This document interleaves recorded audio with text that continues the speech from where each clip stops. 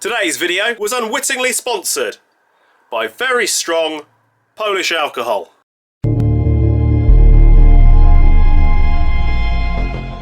So a nice man called Phil has sent me over two guns. This one is a G&G, and I've not actually worked on a G&G L85 in a little while, because why would you buy the G&G when you could buy the L85 that's by, you know, Army Armament? But also he sent me over one of these M17s. Apparently this also fires like shit. It's nice when they send you two guns that just both fire like shit. This is the first one of these I've worked on, so honestly, do they always put an O-ring around there? Like, what the fuck is that? Honestly, what the fuck? Seems to work to me. Right, this is basically unable to even hop a 2. It is oily, but this is where I try and figure out if that pin knocks through or not.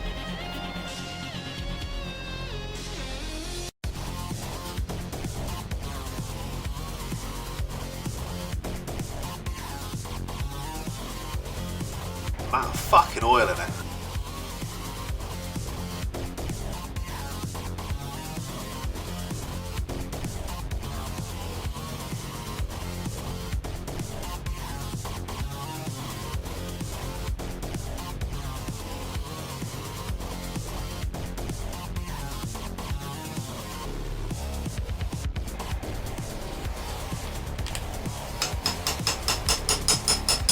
Fuck me, the hop-up works.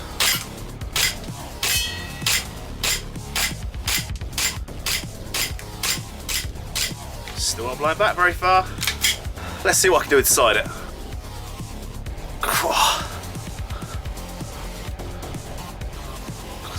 Let's not make this too fucking hard, VFC.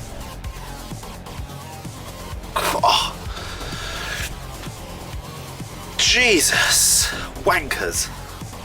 Oh, don't thread, don't thread, don't thread, don't thread. Oh, fuck it! Useless fucking cunts. They really are useless.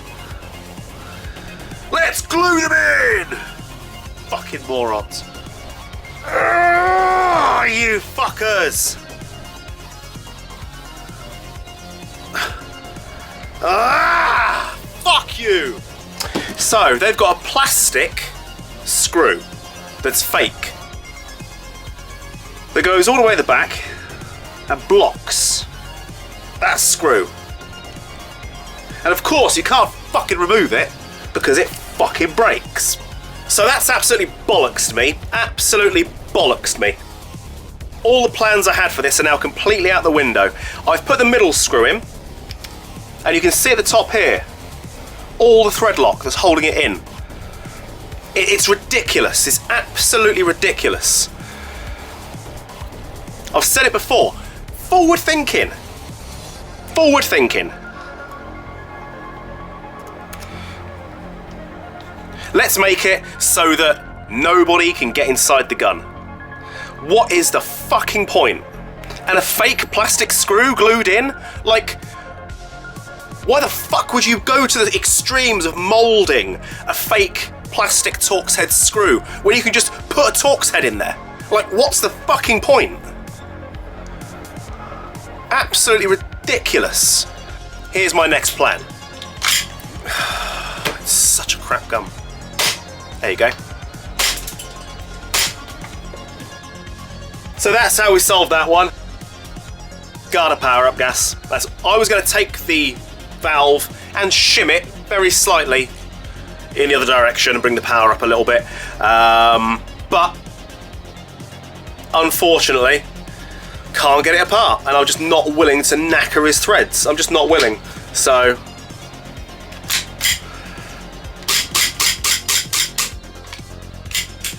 but the power's there. 297 feet per second was the lowest, but it started off around the fucking 355 mark. I really hate that trigger as well. Like, I really don't like it.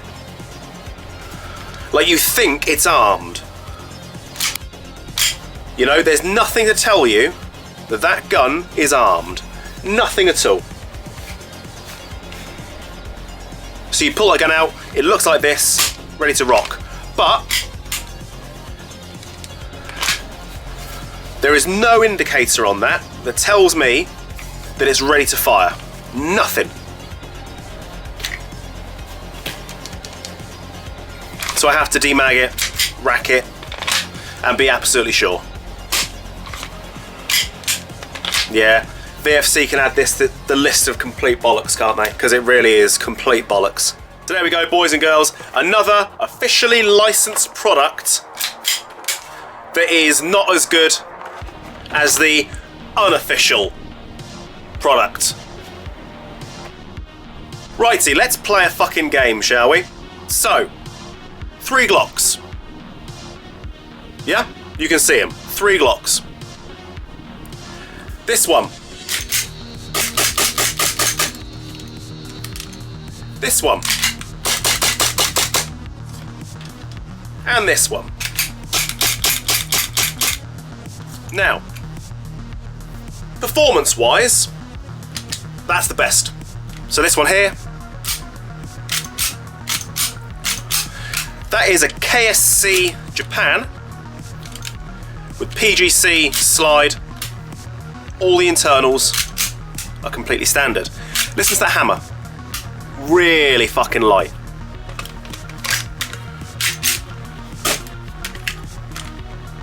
This one is an Army Glock 17. Yes, it's got the trademarks on it, but that's because I got it about 4, 5, 6 years ago, direct from China, before Glock started saying, don't do that, okay? I put a Garda frame on it, but again, all the internals are completely standard. Yeah? And this one is the officially licensed Glock 19. Okay?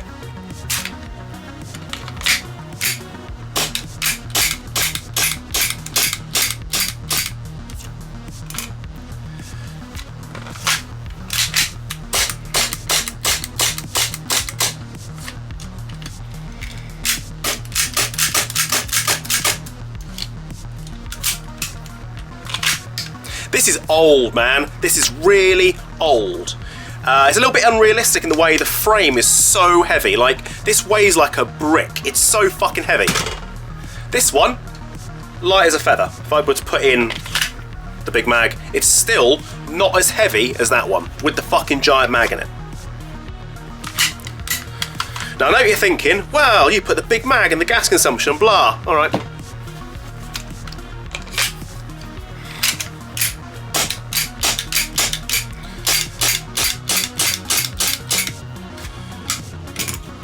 Maybe the mag's cold, huh? Maybe it's that.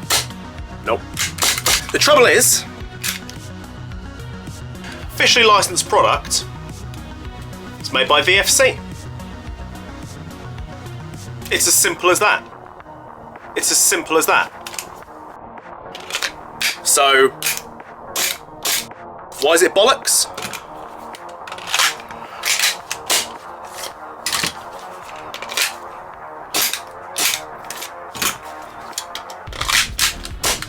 Because it's made by VFC. It's just that simple. It's just that simple. So you're paying for the officially licensed products. Good for you. The people who've designed it in the first place are going to get the money. They have just sort of allowed somebody who's bought their name to do it. And that makes me sick, because VFC don't make the best one. They don't. Of all these 3 here, the Army's the best one. This is a 45 quid gun when you buy it in from fucking faraway land. Okay, I spent 30 quid on the non-railed frame. Ooh, still cost me half the amount of this one, didn't it? And this is so old that the finish, look at it, look at the tarnish on here. It's so old, it's tarnishing. I must have had this a good 12 years. I must have. I must have.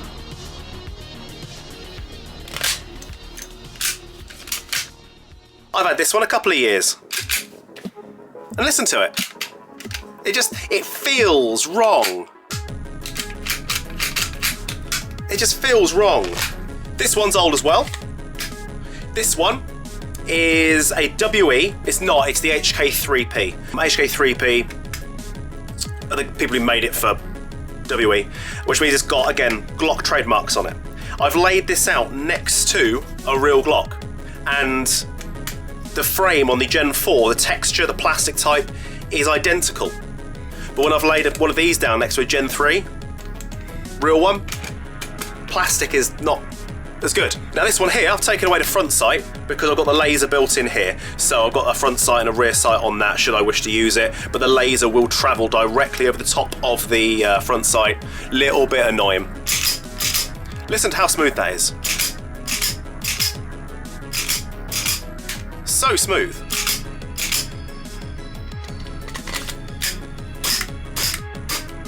This one's got a tiny leak in it, granted, listen. Tiny leak. And it is hilarious because that's how they used to do it. How much more efficient is that? There's no seal required for the base because they use a little fucking... Okay, it's not as much liquid can be held in it, all right? Granted. But it's a plastic mag. This one, I mean, look at the fucking age of it. That is the design. It's a closed bolt system. And people didn't want closed bolt. Closed bolt is actually more reliable if you get it right. And MGC in this case, Gen 2 Glock 19, did they get it right? Hell yeah, they got it right. That stopped the leak, that's good.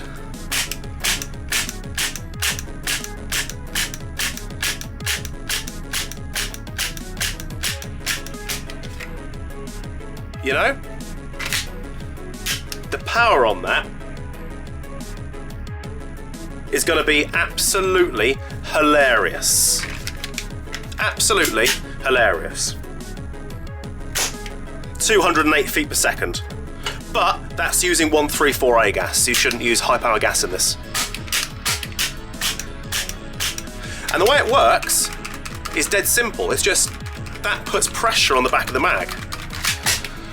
That's all. It doesn't come apart like any other airsoft Glock or a real Glock. You know? But it is a solid design. It's absolutely and completely out of date. There's no hop up in it. But I fucking trust it more than the officially licensed thing that came out a few years ago. I really do. Like, I trust this more. Let's go back to the G&G L85, shall we? There it is. The plan on this one, he wants to use 7.4 and nothing more. He wants to be the best it can be. And I'm pretty sure this is the ETU version, which means that hopefully you shouldn't get the same fucked up problems as what you get with the normal G&G and the Army armament. So, like I said, it's been a little while since I've touched one of these, so this should be amusing. Because I've got to remember how to fucking do it. Again, why didn't the top cover match?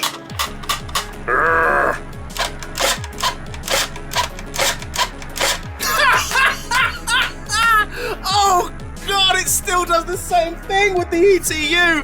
Are you fucking me? Are you fucking me?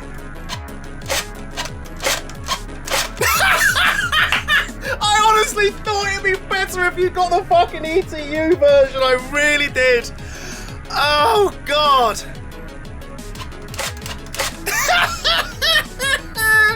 Oh, fucking hell.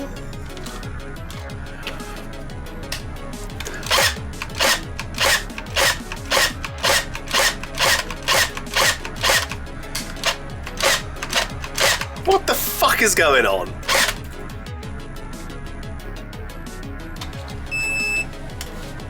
Okay.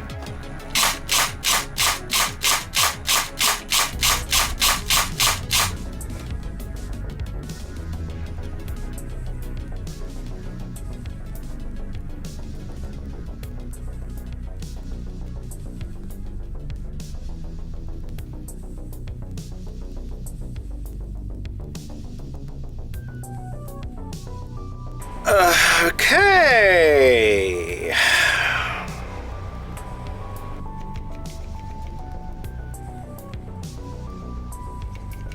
I will say say, these are a fucking dream to shim. They really are.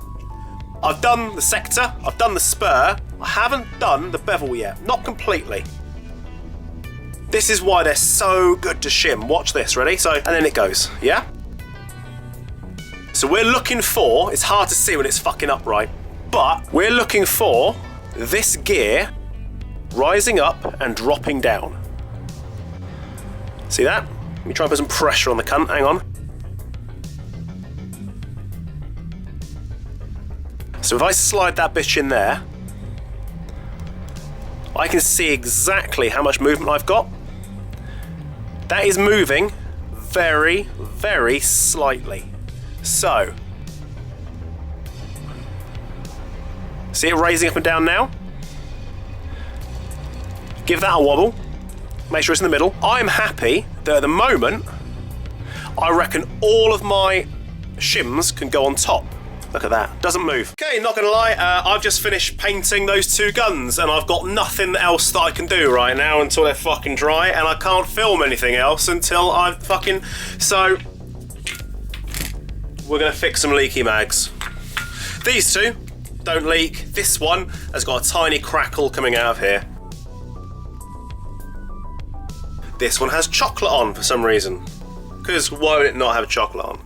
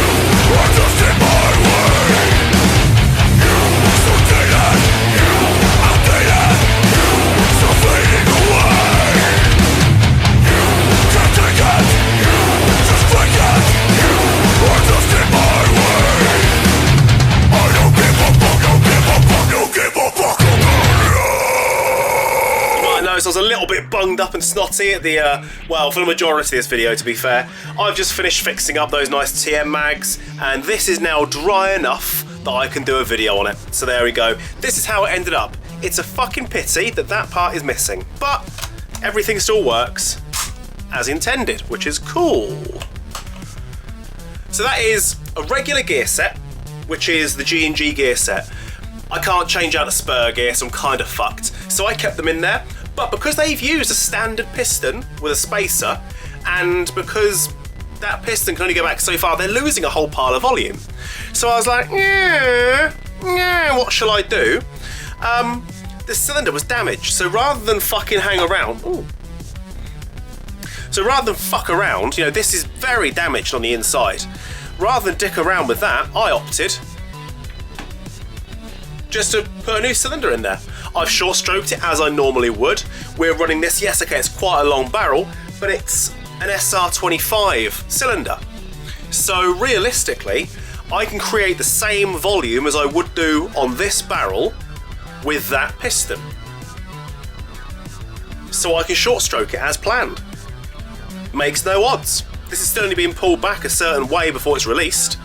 It's got less teeth, so fuck it. Short stroke him. I'm happy with the paint job. He wanted a kind of a battle-worn, post-apocalyptic something paint job, but didn't really know what he wanted, and I didn't know what to do with it, so I just painted. And I'm quite happy how it came out. Just to make it a little bit different. Highlights, shading. I managed to throw that entire paint job together, including all the paints and all the lacquering, in 1 hour. That is 1 hour of work you can see there. And because of the nature of this beast, unfortunately, something wasn't right in the assembly of this. Now, this gun was returned because it wasn't working properly. Another one was sent out.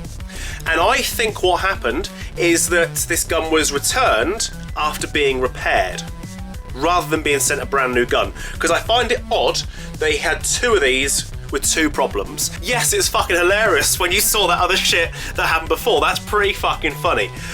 But that said, it was a little bit weird. So now what is weird though, this cylinder was scratched there. I just can't believe G&G would do that. It doesn't make sense to me. So I started checking it all out, right? And I managed to get the same scratches installed in the gearbox as what's on here. I also noticed the body doesn't quite close and open properly. It's a little bit, when I first took it off, it was like, that's really quite tough. Oh no, it's off, no problem. It was only when I spent like an hour trying to put the fucking upper and lower back on together. Now, sometimes these can be a dick face, but honestly, this was fucking mean. It doesn't make shit sense why I did it. It just wouldn't go together. And I was getting really fucking frustrated. I was having such a tantrum with it. Such a tantrum. And yeah, it's bollocksy, but there's nothing we can do about it. The upper and lower did not want to go together. I had to bend and remanufacture the way the upper and lower sat. You shouldn't have to do that. That's wank. But that's the reality of it. Now, we can't be pissed because the retailer tried to fix something. That's normal. If you get an airsoft gun that doesn't work and they say, yeah man, send it back, if they feel like it, can repair the gun. And when they sent it out, it probably was going. But the way everything was sitting inside here, I couldn't even get the gearbox lower, because I like to put the lower in first and put the upper on afterwards. Some people put the whole thing in, but I prefer lower, check it all out, make sure it's cycling, and then put the upper on. I couldn't even get the fucking motor cage in the way it was to go. When you take it out, you can kind of whoop, and out it comes. When you want to get it in, you know, you're trying to squeeze it back in, the wires are all held in place by the gun when it's together, so you can just slide it out. Trying to get back in, the wires are all getting caught. And I thought, this is really weird, so I flipped the gearbox lower, up round the wrong way, just to measure the motor cage. And the motor cage wouldn't even fit inside the lower properly without really pressing back here. So I think they tried to repair it and failed. That's what I think happened. That's what makes sense to me. Now, obviously, the issue with this was the MOSFET. The MOSFETs in these are bollocks. We know this.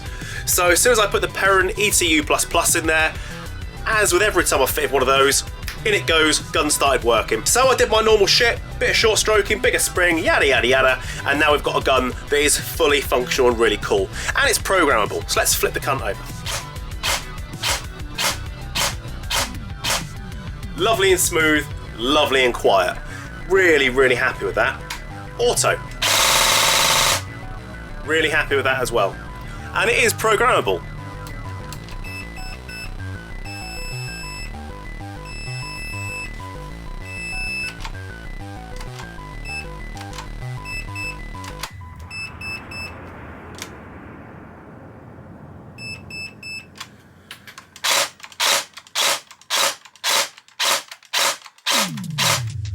That's fire, baby.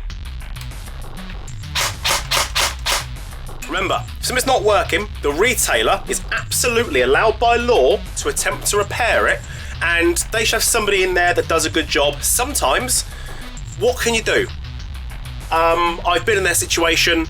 You don't make a lot of money off a fucking airsoft gun, so when they have to pay for it to be repaired, pay their staff to repair it, or it's even worse when you've got to fucking replace it because you don't make any money. It is bollocks. But when you get one that's very clearly not right, you should probably soak that up. Just saying. I didn't fucking forget. There you go. How do you reckon? It's still drying, so I can't put the fucker down. Cool, right? Look at that.